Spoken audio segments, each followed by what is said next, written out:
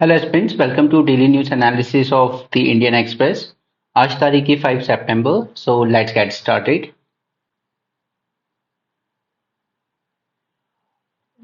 आज यहाँ पर मोदी और बाइडेन की समिट होने की उम्मीद है G20 के साइडलाइंस पर। And see this term small nuclear reactor. और कुछ दिन पहले मैंने आपको इस पे पूरा फुल फ्लेजेड मेंस का लेक्चर दिया है about the small modular reactor, because I personally feel इस पे आपको डेफिनेटली क्वेश्चन दिखने को मिलेगा प्रीलिम्स में भी as well as in mains.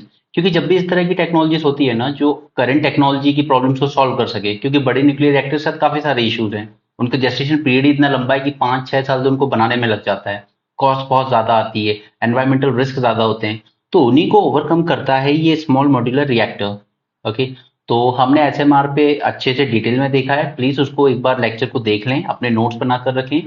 और जितना कम से कम आप इतना कंटेंट अपने पास रखिए कि आप एक 250 वर्ड्स का आंसर लिख सकें। ऑलराइट। तो स्मॉल मॉड्यूलर रिएक्टर पे बात होगी यूएस प्रेसिडेंट के साथ।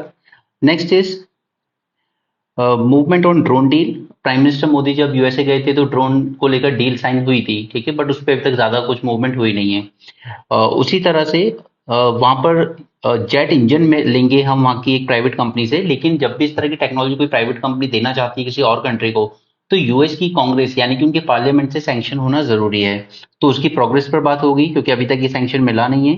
Next is joint humanitarian add for Ukraine, more liberal visa regime for Indians and new consulate in each other country। Okay, so ये जो 3 पॉइंट है इन पे आपको मोस्टली फोकस करना है। Small modular reactor, movement on drone deal and progress on US Congress approval for defence deal on jet engine. Alright. जब भी आप यूएस इंडिया के रिलेशंस की बात करेंगे तो ये तीन चीजें आप अपने करंट से रिलेट करेंगे रिलेशनशिप में। ऑलराइट, चलिए आगे चलते हैं। यहाँ पर Xi Jinping Chinese president summit को स्किप कर रहे हैं। उनकी जगह पर ली आएंगे, शायद ली क्यूफियांग ऐसे ही कुछ नाम है उनका। यहाँ पे मेंशन नहीं है, मुझे याद भी नहीं एग्जैक्ट। या it is Chinese premier Li Phyang.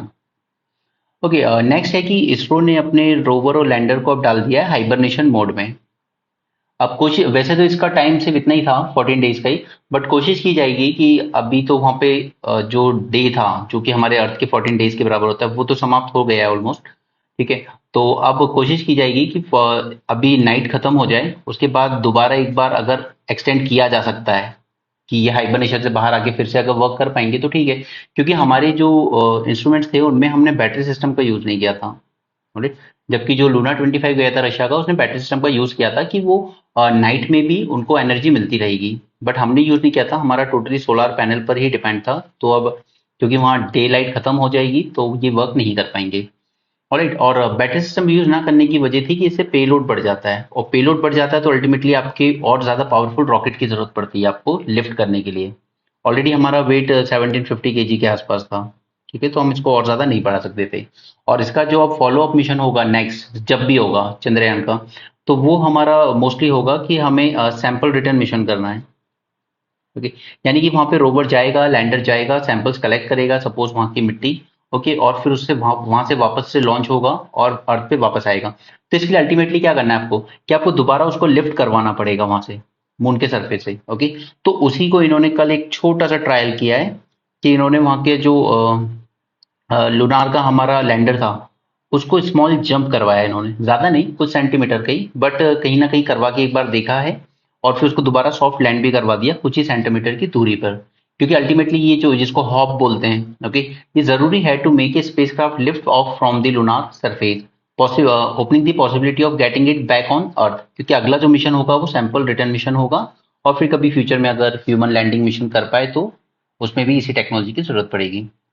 Next यहाँ पे आईआईएम कैलकाटा के डायरेक्टर ने रिजाइन कर दिया है। तो ये तो खैर हमारे काम की न्यूज़ नहीं है, बट अल्टीमेटली हमें जानना ये है कि जब मैंने आपसे डिस्कस किया था कि जो नया बिल लेकर आई है गवर्नमेंट, आईआईएम अमेंडमेंट बिल, ठीक है, उसमें मैंने आपको बताया था पूरा डिटेल में कि यहाँ पर आपका एक प्रॉपर बोर्ड ऑफ गवर्नर होता है। राइट। और इन इस बोर्ड का एक होता है चेयरमैन। राइट। तो ये चेयरमैन के साथ कुछ डिफरेंसेस थे इनके, और ये जो बोर्ड होता है यही अल्टीमेटली अपॉइंट करता है एक डायरेक्टर को, डायरेक्टर ऑफ आईएएम। ठीक है। तो इन दोनों के बीच में कुछ डिफरेंसेस थे डायरेक्टर और चेयरमैन के बीच में, तो इसलिए इन्होंने रिजाइन किया है। हालांकि अब तक रेजिग्नेशन एक्सेप्ट नहीं हुआ है, वो भी हमारा कंसर्न नहीं है। बट द थिंग इज कि जो नया बिल आ रहा है ना वो यहीं पे चेंज करने वाला है। वो कर रहा है कि एक तो ये चेयरमैन अपॉइंट करेंगे विजिटर, विजिटर यानी कि प्रेसिडेंट, और प्रेसिडेंट किसकी एडवाइस पे चलते हैं? सेंट्रल कैबिनेट की। ठीक है, तो मतलब अल्टीमेटली ये चेयरमैन जो कि अभी बोर्ड ऑफ गवर्नर खुद आपस में डिसाइड करते हैं, ये चेयरमैन ऑफ गवर्नमेंट यानी कि विजिटर अपॉइंट करेंगे। ठीक है, और ये बोर्ड ऑफ गवर्नर में भी एक मेंबर भी विजिटर अपॉइंट करेंगे। ठीक है, तो आप कह सकते हो कि अब डायरेक्टर की अपॉइंटमेंट में अच्छा खासा इंटरफेरेंस होगा गवर्नमेंट का। अब वो पॉजिटिव वे में हो या नेगेटिव वे में हो वो तो गवर्नमेंट कैसी है उस पर डिपेंड करता है। बट इस तरह के ये जो कन्फ्लिक्ट आते हैं चेयरमैन और डायरेक्टर में, ये नहीं आएंगे कम से कम। ओके, नेक्स्ट इज यही जो फायर किया गया था, it fire the engine elevated itself by about 40 centimetre as expected and landed safely at a distance of 30 to 40 centimetres away. Okay, और चाइना की जो चांग मिशन था उसने 2020 में ही सैंपल रिटर्न मिशन परफॉर्म कर दिया था। तो अब हम लोग भी अगर कभी कर पाएंगे फ्यूचर में तो वो भी एक अच्छी अचीवमेंट होगी। Now ISRO is trying to extend the life of Chandrayaan 3 instruments to second lunar day. Suppose to be the only one lunar day, इनका जो मिशन था वो इतना ही था बस, फर्स्ट लूनार डे का। ठीक है, और यहाँ पर एक लूनार डे होता है अर्थ के 14 डेज के बराबर। चलिए आगे बढ़ते हैं। ये सब सिटी न्यूज है। G20 समिट अब अपने क्लाइमेक्स पे जा रहा है। ये आपके प्रीलिम्स के लिए इंपॉर्टेंट है। स्टम्प टेल्ड मकाऊ, इमेज देख लीजिए यहाँ पर इसकी। ठीक है, क्योंकि इसकी ना ये जो टेल होती है ना ये थोड़ी छोटी होती है, इसलिए इसका नाम रखा गया है। ठीक है, आईयूसीएन स्टेटस हमेशा याद होना चाहिए आपको। इस तरह जब भी एनिमल न्यूज में आते हैं तो इसका है वल्नरेबल। ओके, बाद में हम सेपरेटली ना जो जो important animals through out the year रहेंगे ना न्यूज में, उनके आईयूसीएन स्टेटस प्रिपेयर करेंगे और उनके बारे में जो भी थोड़ा बहुत जानना होगा। जैसे इस बार क्वेश्चन आया था ना ऑरेंगेटस पे, तो उस तरह के क्वेश्चंस को हैंडल कर सकें आप। ये जनरली मिलते हैं हमें एवरग्रीन फॉरेस्ट में, south Asia north east region हमारा। And they are known to eat fruits, leaves, seeds, insects and small animals like frogs. Okay, तो इस तरह के स्टेटमेंट्स याद रखना जरूरी हो जाता है इस बार के क्वेश्चन को देखते हुए, क्योंकि उसने तो पूछा था ना मंकी की प्रजाति जो ऐसे स्टिक से पेड़ में से कुछ निकालती है। ठीक है, तो आंसर औरंगजेब था। तो इस तरह के सेंटेंस वो दे देता है कभी उसको मस्ती चढ़ जाती है तो। नेक्स्ट, मुझे यहाँ पे आपको बताना है ये सनाउली, इस पे एक वेब सीरीज भी आई थी डिस्कवरी पे, अगर आपने देखी हो तो, होस्टेड बाय मनोज बाजपेयी। इसमें क्या है कि यहाँ पे हमें ना एक चैरियोट टाइप की चीज मिली थी जो कि 4000 साल पुरानी थी फ्रॉम उत्तर प्रदेश के सनाउली से। अब यहाँ पर ये जो चैरियोट टाइप की चीज है ये इतनी इंपॉर्टेंट कैसे हो गई? क्योंकि देखिए हमारे यहाँ क्या माना जाता है कि पहले हड़प्पन एज थी। ठीक है, ऑलमोस्ट कह सकते हो फिर 1500 बीसी के आसपास। ओके, यानी कि अगर आज ईयरली में देखें तो 3500 साल पीछे। ओके, या फिर 1500 साल बीसी। ठीक है, इस तरीके से कह सकते हो। तो यहां से हम लोग कहते हैं कि अर्ली वैदिक एज शुरू होती है। ऑलराइट, और इसके पहले क्या थी? हड़प्पन सिविलाइजेशन था नॉर्थ वेस्ट में, और बाकी के एरिया में हम लोग मानते हैं कि उस लेवल का अर्बनाइजेशन नहीं था जैसा हड़प्पन में था। ठीक है, तो यहाँ पे ये जो चैरियोट मिला है ना ये मिला है करीब 2000 बीसी से। और क्योंकि ये मिला है यूपी से यानी कि गैंगेटिक वैली से,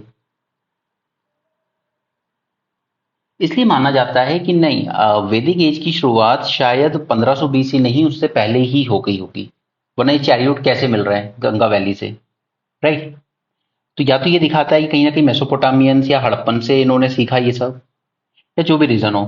बट ऐसा माना जाता है कि शायद हमारी जो टाइमलाइन है वैदिक एज को लेकर, even same with goes with Sangam age, क्योंकि संगम एज में भी क्या हुआ था, एक जगह से किलाड़ी नाम की जगह थी, वहां से हमें काफी सारे टूल्स ऐसे मिले जिसने कहा कि नहीं संगम एज 300 बीसी नहीं 600 बीसी के आसपास स्टार्ट हो गई थी। ओके, तो वो भी उस डेट को कहीं ना कहीं पीछे पुश करता है, संगम एज की डेट को। सेम यहाँ पर वैदिक एज में भी ये भी कहीं ना कहीं डेट को थोड़ा पीछे पुश कर रहा है, जिस तरह के एविडेंसेस हमें सनाउली से मिले हैं।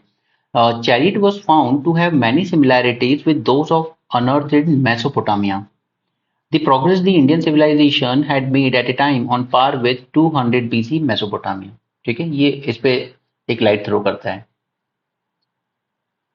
ज्यादा इंपॉर्टेंट बात नहीं है वो, बस ये है कि हमारी हिस्ट्री कहीं ना कहीं, कई बार आपको मेंस में इस तरह क्वेश्चन मिल जाएगा कि क्या जरूरत है अब कि हम अपनी हिस्ट्री को दोबारा रिकंस्ट्रक्ट करें या रीराइट करें। ओके, इस तरह के मेंस में क्वेश्चन आ जाते हैं, क्या हमें हिस्ट्री को दोबारा लिखने की जरूरत है? तो जनरली क्या करते हैं बच्चे, पूरा फोकस उसी पे रखते हैं कि हाँ हाँ हमने मुगल दिल्ली सल्तनत को बहुत ज्यादा हाईलाइट किया है, हमने हिंदू रूलर्स को बहुत कम हाईलाइट किया है। ओके, हमने चोलास की अचीवमेंट्स को थोड़ा अंडर एस्टिमेट करके बताया है। Same goes with Marathas. Okay, specially Kerala, Kerala में हम लोग जब भी सुनते हैं तो सिर्फ एक मार्तंड वर्मा का नाम ही हमें सुनने में आता है। ठीक है। उसी तरीके से फिर आप जब मॉडर्न इंडिया में आ जाते हो, आप कहते हो कि पूरी हिस्ट्री गांधी, नेहरू और कांग्रेस के अराउंड ही रिकंस्ट्रक्ट की गई है, जबकि हम छोटी छोटी मूवमेंट्स छोड़ देते हैं। कई बार ट्राइबल रिवोल्ट भी बहुत बड़े लेवल पर हुए हैं, हम उनको छोड़ देते हैं। कई बार काफी सारे अननोन स्मॉल लेवल के लीडर्स हैं, जैसे इस बार जो यूपीएससी का एक एग्जाम होता है एपीएफसी, ओके, उसमें एक क्वेश्चन पूछा गया था। उड़ीसा से कोई थे कोई फ्रीडम फाइटर जो जिन्होंने सुभाष चंद्र बोस की इंडियन नेशनल आर्मी को ज्वाइन किया था। तो शायद ही किसी को उसका आंसर पता होगा उस टाइम एग्जाम हॉल में, ठीक है। तो इस तरह की चीजें काफी इग्नोर की गई हैं, तो शायद जरूरत है कहीं ना कहीं कि थोड़ा हिस्ट्री को रीराइट किया जाए।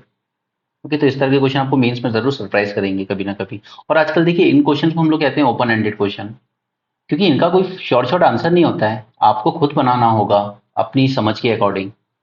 ओके, तो इसीलिए जरूरी हो जाता है कि इस तरह के ओपन एंडेड क्वेश्चंस के लिए आप तैयार हैं। और यूपीएससी आज अगर आप मान लीजिए कि अगर 20 क्वेश्चन है ना, तो वो 12 से 13 क्वेश्चन ओपन एंडेड ही पूछ रहा है, which has no short short answer. कोई ऐसा नहीं है कि आपने कहीं से पढ़ा होगा रेडीमेड आंसर, मतलब पहले क्या इस तरह क्वेश्चन आते थे, किसी कमिटी किसी कमीशन की रिकमेंडेशंस के बारे में पूछ लिया गया। ओके, लेकिन आजकल ओपन एंडेड आते हैं, where you need to apply your knowledge, you have to show your understanding. चलिए next.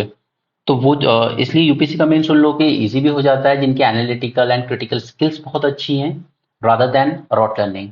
Okay, but at the same time वो टफ भी हो जाता है, क्योंकि कई बार क्या होता है कि एग्जामिनर जो चेक कर रहा है वो किस बेसिस पे आपको मार्क्स देता है, यू नेवर नो, बिकॉज आपकी अंडरस्टैंडिंग उसकी अंडरस्टैंडिंग से कितना सेट करती है। एनीवे, चलिए आगे बढ़ते हैं। यहाँ पर प्राइम मिनिस्टर, क्योंकि टीचर्स डे है आज 5 सितंबर, सो यहाँ पर prime minister urge them to celebrate the culture and diversity of different parts of country in their school. Role of good teacher in shaping the destiny of the country. PM talked about pride in local heritage and history and urged the teachers to inspire students to learn about their region's history and culture, highlighting the strength of diversity in the country, encouraging curiosity in students about science and technology as 21st century is technology driven। ठीक है, तो ये सब बातें आप याद रख सकते हैं, सारी तो मत रखिए, बाकी तो बोल बच्चन है। Now importance of skilling the youth and make them future ready, यानी कि वो टेक्नोलॉजी दीजिए जो फ्यूचर में काम आएंगी, जैसे कि क्वांटम कंप्यूटर से related technology, artificial intelligence, robotics and so on. Mission life. Mission life is aimed at saving the planet from the disaster consequences of climate change.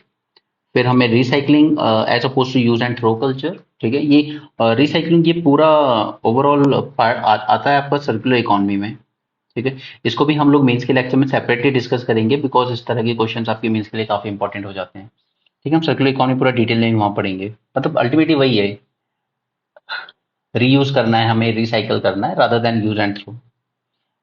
Now Modi advise teachers to constantly learn and upgrade their skills throughout their career.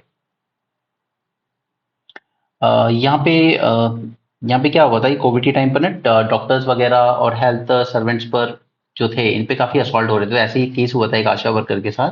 तो उस time government ने क्या किया था कि epidemics disease amendment ordinance issue किया था, enforce by union government on April 22 in 2020 to check the violence against frontline health worker and it was made a non bailable cognizable offence.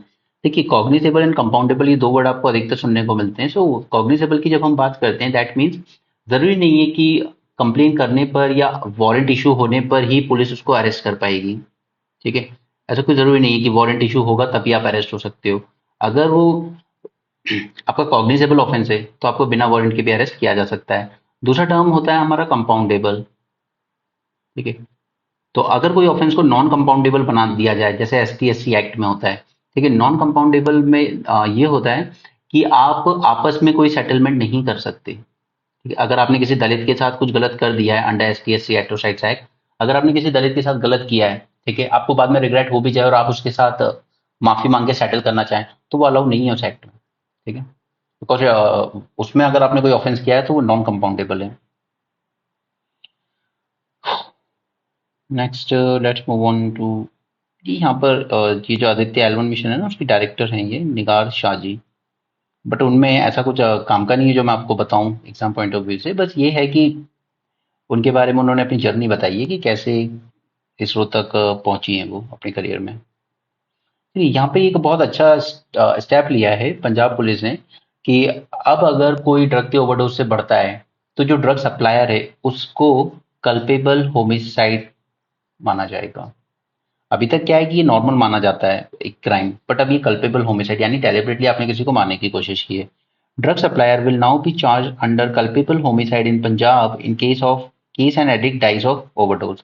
अभी present में क्या होता है कि drug traffickers and suppliers are booked under narcotic drugs and psychotropic substances act of 1985 which set penalties based on amount of contraband seized. ठीक है, बस ये एक स्टेप है जो आप अपने एग्जाम्स में लिख सकते हैं कि ये इस तरह का करना चाहिए। ठीक है, ताकि इस ड्रग मैनेज को कंट्रोल किया जा सके। G20। सी यहाँ पे प्राइम मिनिस्टर मोदी, आप कह लीजिए कि इंडियन गवर्नमेंट ने बहुत ज्यादा political, diplomatic and logistical investment किया है समिट को हिट बनाने के लिए। ओके, पहले भी ये समिट होते रहते थे, हर साल ही होते हैं वर्ल्ड के अलग अलग कंट्रीज में, बट मोस्टली बस एक इंटेलेक्चुअल टाइप की ब्यूरोक्रेटिक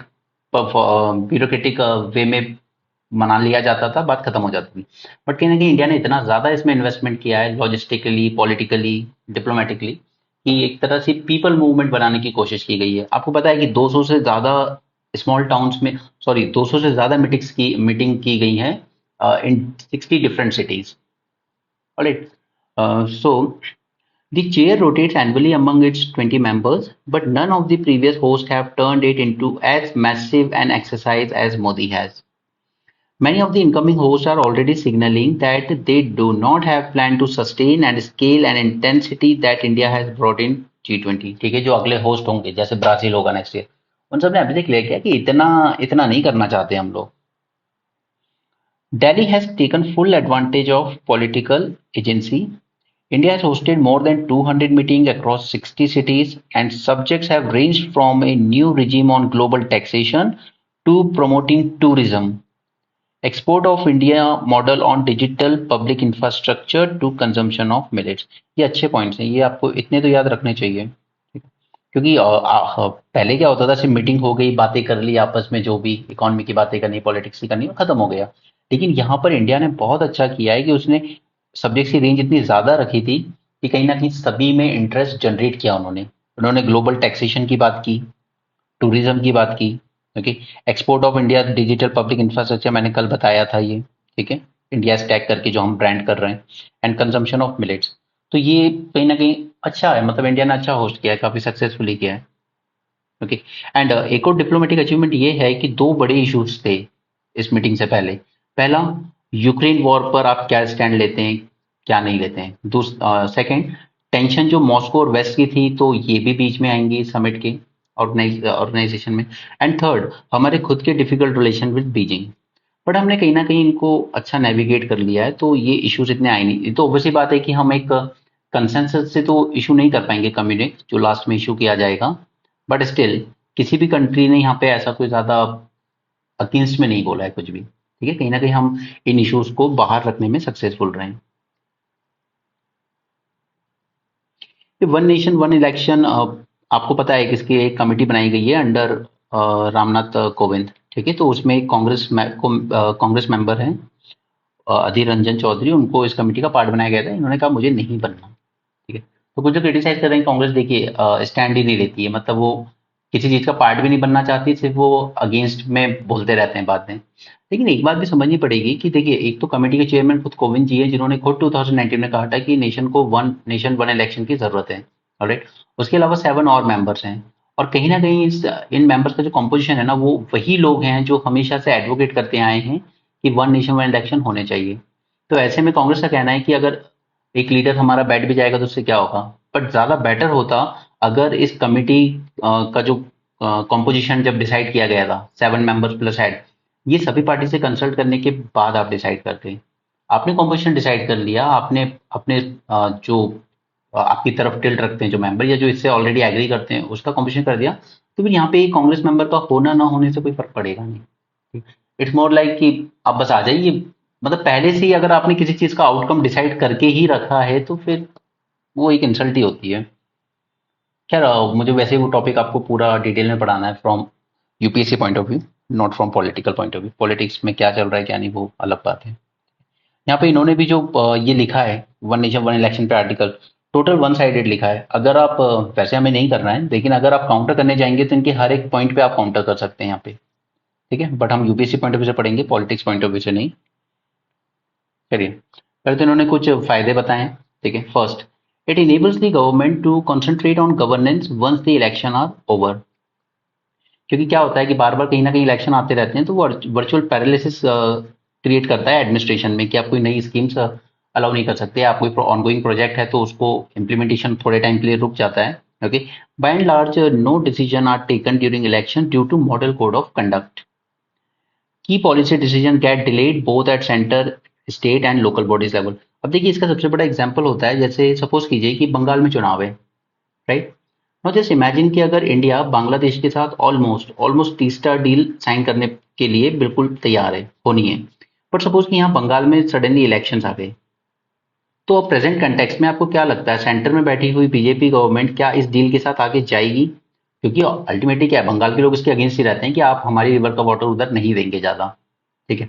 तो अब यहाँ पे ऐसे टाइम पे बीजेपी जो सेंटर में है, सेंट्रल गवर्नमेंट क्या करेगी कि इस तीसरा डील को थोड़े टाइम के लिए रोक देगी, कि अभी हमारे यहाँ पर चुनाव है एंड हमारी पार्टी को इसका नुकसान होगा, ठीक है। तो अगर ये इलेक्शन से 5 साल में एक बार आते, तो जब आएंगे तब आएंगे, आप अपनी डील साइन करके खत्म कीजिए, ठीक है। लेकिन क्योंकि फ्रीक्वेंटली आता रहता है, तो इस तरह के पॉलिसी पैरालिसिस हो जाते हैं। ओके, ये सिर्फ एक एग्जाम्पल था। नेक्स्ट आगे देखते हैं। ये पॉइंट्स मैं आपको यहाँ पे करवा रहा हूँ, लेकिन मुझे ये टॉपिक आपको डिटेल में ही कराना है मेंस 450 सीरीज में। लेकिन मैं अभी ये पॉइंट्स इसलिए बता रहा हूँ ताकि जब मैं वहाँ पे आपको पढ़ाऊँ तो आपको ये ना लगे कि कुछ नया पढ़ रहे हैं या कुछ एकदम यूनिक रट्टा मारने वाली चीज़ है। नहीं, जो आप न्यूज़पेपर में पढ़ते हैं डे बाय डे, उसी को सिर्फ मेन सीरीज में मैं आपको ब्रेन स्टॉर्मिंग करना सिखाता हूँ, ठीक है। पॉइंट्स यही रहते हैं। Third, implementation of ongoing projects get derailed. All government officials are engaged in election duties, neglecting their routine administration. This is third point. Fourth, the main reason for political corruption is frequent election. An enormous amount of money is raised at every election. Election expenses of political parties can be reduced drastically if elections are held simultaneously. कोई आपको double fund raising नहीं करनी पड़ेगी। जैसे एक party है suppose किसी भी स्टेट में, सेंटर लोकसभा इलेक्शन आ रहे हैं तो फंड रेज करने में लग जाएगी, फिर असेंबली इलेक्शन आ रहे हैं फंड रेज करने में लग गई, लोकल इलेक्शन आए म्यूनिसिपल कॉर्पोरेशन के तो फंड रेजिंग में लग गई, ठीक है। तो कहीं ना कहीं बार बार फंड रेजिंग का डिप्लीकेशन होता है, इलेक्शन डोनेशन मल्टीपल टाइम्स देने पड़ते हैं। Expenses incurred by election commission can be reduced if elections are held simultaneously. तो हाँ, ये बात तो काफी हद तक सही है, क्योंकि अल्टीमेटली आपको बार बार वही ईवीएम लगानी है, वही वीवीपैट मशीन लगानी है, सेंटर्स बनाने हैं, वोटिंग सेंटर्स, ओके। तो आपको बार बार करना पड़ता है ये। अगर साथ में इलेक्शन हो रहे हैं तो आपने 2 बूथ बना रखे हैं, एक जगह पे आप वो दे लीजिए लोकसभा के इलेक्शन का वोट, दूसरी तरफ आप स्टेट असेंबली के इलेक्शन का वोट दे लीजिए। Next is large number of police personnel and paramilitary forces are engage to ensure that elections are conducted peacefully. अब जैसे अगर एमपी में इलेक्शन होंगे तो छत्तीसगढ़ की पुलिस को ड्यूटी पे लगाया जाता है एमपी में, ठीक है। तो उसमें क्या होता है, पूरा का पूरा जो आप पुलिस फोर्स और पैरामिलिट्री फोर्स ला रहे हो, उसका ट्रांसपोर्टेशन कॉस्ट, उनका रहना खाना, ये सब तो बार बार ये खर्चा बढ़ता है, ओके, इलेक्शन कमीशन का। Now this involve massive redeployment involving huge cost. फिर इनका कहना है कि अगर साथ में हो जाएंगे तो horse trading by elected representative could come to an end. ऐसा तो कुछ नहीं होने वाला है, इसलिए मैं कह रहा हूँ कि इनके हर पॉइंट को काउंटर तो किया जा सकता है, बट जरूरत नहीं है अभी हमें वो करने की, ठीक है। जब हम मेंस की सीरीज देखेंगे तब हम वहाँ देखेंगे pros and cons. Next is frequent election lead to governments taking policy decisions to woo the electorate at every election। मतलब अल्टीमेटली आपको बार बार फ्रीबीज वगैरह अनाउंस करनी पड़ती है। तो ये कह रहे हैं कि अगर साइमल्टेनियसली करा लेंगे तो फ्रीबीज कम हो जाएंगी। This will save a tremendous amount of time and money spent in updating electoral rolls। हाँ, तो electoral rolls अभी डबल होते हैं, लाइक अलग अलग होते हैं। लोकसभा इलेक्शन के टाइम अलग बनता है, असेंबली के टाइम अलग बनता है। तो इसमें कॉस्ट जाती है, एनर्जी जाती है, टाइम जाता है, तो ये सेव किया जा सकता है। और 10th ये कह रहे हैं कि ग्लोबल प्रैक्टिस भी यही है कि नेशनल और स्टेट इलेक्शन साथ में होते हैं हर देश में, राइट। तो अभी मैं ये नहीं कहूंगा कि आप इसके नोट्स बनाइए या देखिए, ये हम करेंगे, डिटेल में ही करेंगे। अभी सिर्फ आप ये पॉइंट्स से फैमिलियर हो जाइए। हाँ, यहाँ पे काफी सारे एलियंस इन्वेसिव के नाम हैं, और प्लीज ये याद रखिए प्रीलिम्स में इस तरह के नाम देकर पूछ लिया जाता है ये क्या है, क्योंकि कई बार ऐसे क्वेश्चन पूछे गए, 3-4 पेस्टिसाइड्स के नाम दे दिए, क्वेश्चन पूछ लिया गया, 3-4 प्ले राइट्स के नाम दे दिए और क्वेश्चन पूछ लिया गया। ठीक है, तो इस तरह से वाटर हयासिन तो फेमस है, मतलब काफी नॉर्मल टाइम में हम लोग सुनते हैं, तो ये बड़ी बात नहीं है। लंटाना भी शायद आपने सुना होगा। ब्लैक रेट रैट भी एक तरह का एलियन स्पीशीज है, and brown rat and house mouse भी। ठीक है, तो इनके नाम याद रखिए, अभी आगे और भी आएंगे। Invasive alien species are one of the 5 major direct drivers of biodiversity loss. Okay, one of the 5। और बाकी के 4 क्या है? Land and sea use change, for example wetland. Direct exploitation of organism, like जिसके लिए हम बायोसेफ्टी की बात लाएं। ओके, जैसे कोरोना में आप बैट पे रिसर्च कर रहे थे, मतलब ऑब्वियसली प्रूफ तो नहीं कर पाया है वर्ल्ड, बट आप बैट पे रिसर्च कर रहे थे और वो लीक हो गया लेबोरेटरी से और पूरे वर्ल्ड को कोरोना फेस करना पड़ा। ठीक है, नेक्स्ट इज क्लाइमेट चेंज, और fourth is pollution, and fifth is invasive alien species. तो एक रिपोर्ट पब्लिश की है inter governmental platform on biodiversity and ecosystem services ने, जिसने 37,000 एलियन स्पीशीज के बारे में बताया है। और इसने कहा है कि इसमें से 3,500 alien species played a key role in 60% of global plant and animal extinction recorded. Alright, just 3,500 invasive alien species ने 60% प्लांट एंड एनिमल्स को एक्सटिंक्ट कर दिया है अब तक। और ये आईपीबीएस है क्या? So it is an independent intergovernmental agency set up to strengthen the science policy interface for biodiversity and ecosystem services. ये कभी आपसे पूछा नहीं जाएगा एग्जाम में, तो don't worry about that. The number of alien species introduced to new regions through human activities has been rising, but are now increasing at unprecedented rate. इसको थोड़ा आगे और कंटिन्यू करते हैं, अभी इसमें और भी न्यूज है। फिशिंग ग्राउंड चोक कर रखे हैं वाटर हयासिंथ ने। ओके, पावर प्लांट पाइप्स जो होते हैं उनको क्लॉग कर रखा है ज़ेब्रा मुसल्स ने। Electrical lines down by brown tree snakes. तो ये 3 के भी याद रखिए। ठीक है, कुछ यहाँ से और कुछ पीछे वाले आर्टिकल से आपको उठा के दे दिए जाएंगे एंड पूछा जाएगा ये सब क्या है, तो your answer should be all these are invasive species. Okay, prelims में इस तरह की चीजें आई हैं और दोबारा आएंगी। Now, global impacts of some 3,500 harmful invasive species, finding that economic cost now total at least $423 billion every year, with alien invaders playing a key role in 60% of recorded plant and animal extinction. तो यहाँ पे सिर्फ ये environment के harm की बात नहीं कर रहा, वो कह रहा है कि world over billions of dollar की इकोनॉमी को नुकसान पहुंचाते हैं ये invasive species. $423 billion every year. Alright, तो एनवायरमेंट को तो नुकसान पहुंचा ही रहे हैं, बट ओवरऑल इकोनॉमी को भी नुकसान पहुंचा रहे हैं। Warmer temperature under climate change are expected to further drive the expansion of invasive species. तो उसको आप climate change से relate कर सकते हो। Next is impacts are often slow to materialize but can be catastrophic when they do. For example, now remember this example and quote in your exam अगर invasive species पे आता है। The deadly wildfire in Hawaii last month, driven by flammable invasive grasses, brought over from Africa as livestock pasture. उसी हवाई में जो अभी सबसे बड़ी वाइल्ड फायर लगी थी, उसका रीजन क्या था कि आप अफ्रीका से जो ग्रास लाए थे उस वजह से। तो अब इनको एरेडिकेट कैसे करें? About 3/4 of the negative impact from invasive species occur in land. वो माइक्रोब्स के फॉर्म में हो सकते हैं, इन्वर्टिब्रेट्स के फॉर्म में हो सकते हैं, प्लांट और एनिमल्स के फॉर्म में भी हो सकते हैं।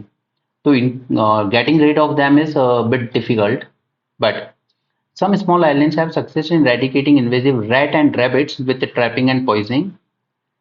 But larger populations that are quick to reproduce can be tricky, and invasive plants often leave their seeds laying dormant in the soils for years. And prevention measures through border biosecurity and import control can be a possible solution. यहाँ पे पेरियार की बात है, ये जो अभी Stalin Tamil Nadu के chief minister के बेटे ने जो स्पीच दिया था उसको लेकर ये सब चल रहा है। ठीक है, तो यहाँ पर पेरियार का एक आर्टिकल था 1927 में। इन्होंने कहा था, it is only in Hinduism that an exclusive group like brahmins form the intelligentsia. Among 90 out of 100 are illiterate and innocent. Isn't that religion detrimental for all other caste except privileged caste? देखिए, पल्लवास का time वो माना जाता है when it is said that Aryanisation of south India was completed. Okay, क्योंकि इस time पे हमें काफी ज्यादा राइज देखने को मिलता है ब्राह्मणिकल इन्फ्लुएंस में। जैसे brahmins took over control of temples, they received land grants and exemptions, They were given immunity from laws and punishment. Discontent rose among non-Brahmins और इसी वजह से non-Brahmins में discontent बढ़ता चला गया. And this sowed the seeds of Siddhar movement, offering bhakti path to mainly the lower caste. ठीक है, सिद्धार मूवमेंट. ऐसे ही बिटवीन द लाइन से ही यूपीएससी प्रीलिम्स में क्वेश्चन उठाता है.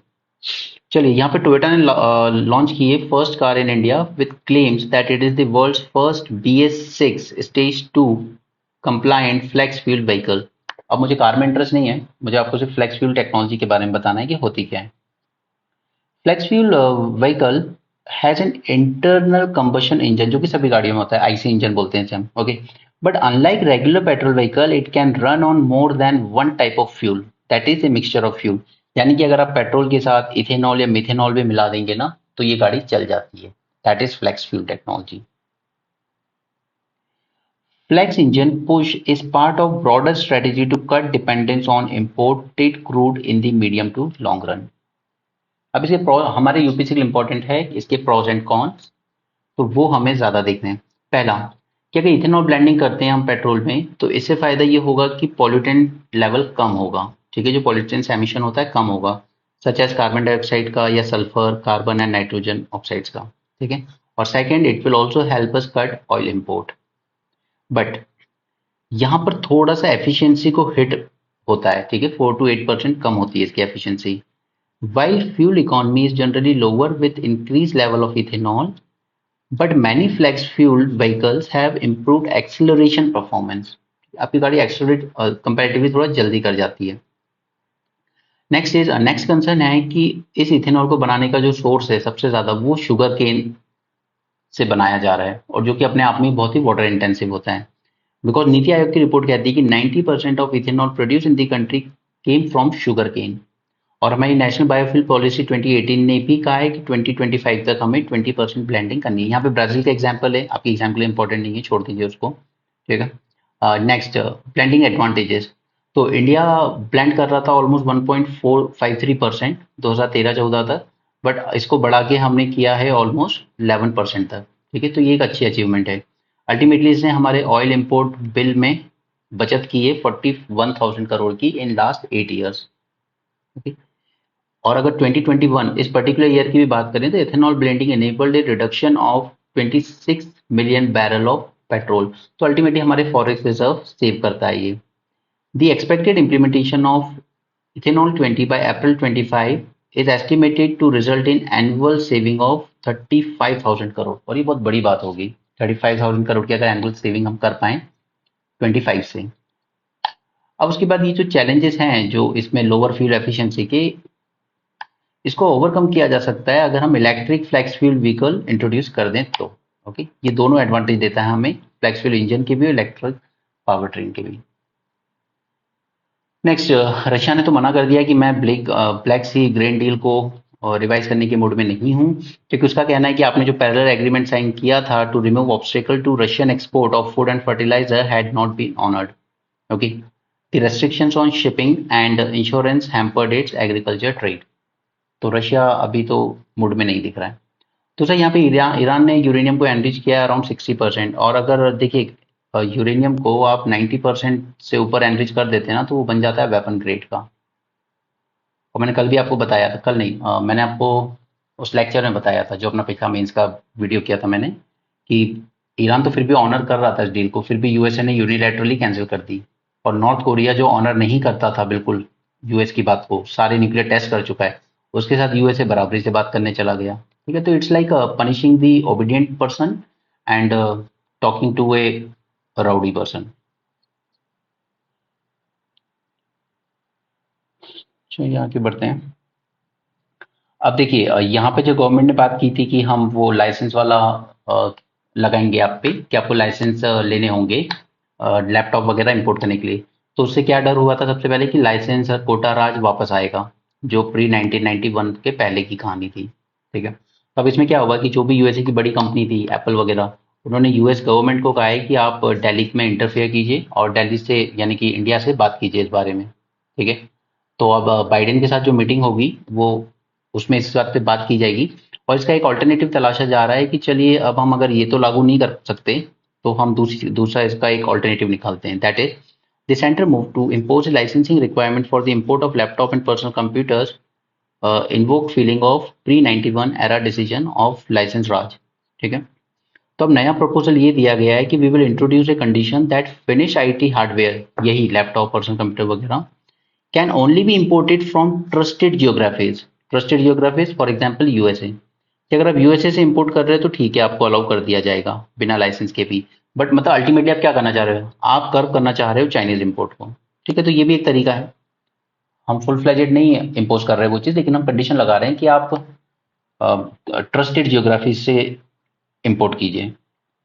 ठीक है, क्योंकि ये जो कंपनीज हैं Apple, del, HP, they urge US government intervention to initiate a conversation with New Delhi. The licensing requirement is expected to be removed and replaced with an import management system. Management मतलब हम decide करेंगे कि कौन सी trusted geography है, कौन सी trusted company है या कौन से ट्रस्टेड प्रोडक्ट्स हैं, सिर्फ उन्हीं को अलाउ किया जाएगा। New Delhi does not want to compromise on its aim of building India as a electronics manufacturing hub, और इससे हमारा ये जो विजन है मैन्युफैक्चरिंग हब बनाना इंडिया को इलेक्ट्रॉनिक्स का, वो भी हार्म नहीं होगा, क्योंकि अल्टीमेटली चाइनीज इंपोर्ट नुकसान पहुंचा रहे हैं ना इंडिया को सबसे ज्यादा। Next is want companies to establish a new supply chain that are not dependent on China by introducing a requirement to allow imports of Finnish IT hardware only from trusted regions. और ये ऐसा नहीं है कि ये approach हमने कहीं और यूज नहीं किया है इंपोर्ट मैनेजमेंट का, हम यूज करते हैं टेलीकॉम सेक्टर में। ठीक है, 21 में हमने वहां पर भी लॉन्च किया था ट्रस्टेड टेलीकॉम पोर्टल। तो उसका नतीजा यही हुआ कि हमारी रिलायंस जियो, भारती एयरटेल, इन लोगों ने साइन किए एग्रीमेंट्स एरिक्सन और सैमसंग के साथ rather than Huawei and ZTE जो कि चाइनीज कंपनी थे, इनको एक्सक्लूड कर दिया बिल्कुल से। ठीक है, तो ये भी एक अच्छा अप्रोच है, आप मैनेज कर लीजिए, पूरी रिस्ट्रिक्शन मत लगाइए। Now this is CBDC, central bank digital currency, और you can say digital currency. तो ये पायलट प्रोजेक्ट लॉन्च किया था आरबीआई ने, कुछ जगहों पे यूज भी किया है। तो आरबीआई का कहना है कि ये क्रॉस बॉर्डर पेमेंट्स को बहुत एफिशिएंट बनाएगा, क्योंकि जब हम क्रॉस बॉर्डर पेमेंट्स की बात करते हैं, जैसे फॉरेन से जो पैसा आता है रेमिटेंसेज वगैरह, तो उसमें हम लोग क्या देखते हैं कि हमें तीन चीजें पे फोकस होता है मेनली। एक तो वो ट्रांसफर करना चीपर हो, फास्टर हो एंड मोर सिक्योर हो। तो CBDC की मदद से ये चीजें हो पाएंगी, ऐसा आरबीआई का कहना है। ओके, बाकी कुछ काम का नहीं है। ठीक है, so that's it for this session. Thanks for joining and keep learning guys.